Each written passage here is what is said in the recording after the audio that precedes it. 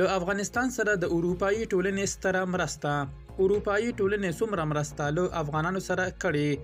درنو لیدونکو ستړي مه شئ. د اروپایي ټولنې د سږ کال لومړنۍ بشري مرسته افغانستان ته ورسېده.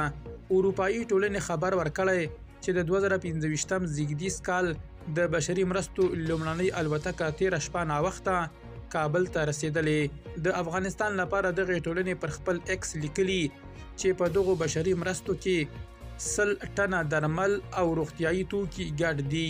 په افغانستان کې د اروپایي ټولنې استازولۍ د درېنۍ یا سې شنبې پر ورځ پر خپل ایکس له دغو مرستو سره د افغانستان لپاره د اروپایي ټولنې د شارژداپرې ویرونیکا بوسکوویچ پوهار انځور هم خپور کړی دی.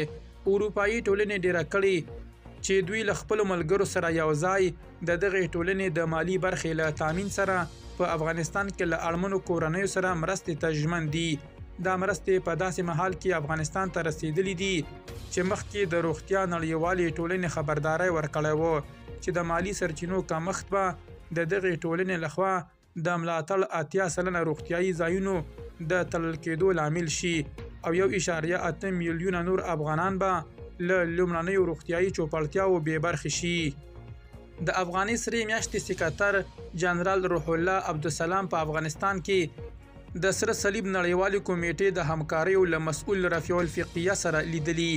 افغاني سره میاشت ډیروي چې په دې لیدنه کې د سره صلیب نړیوالې کمیټې د همکاریو مسؤل راستنیدونکو کډوالو سره له مرستو سربیره د څښاک پاکو اوبو برابرولو په برخه کې د همکارۍ ژمنه کړې ده. درنو لیدونکو له مالتیا مو مننه.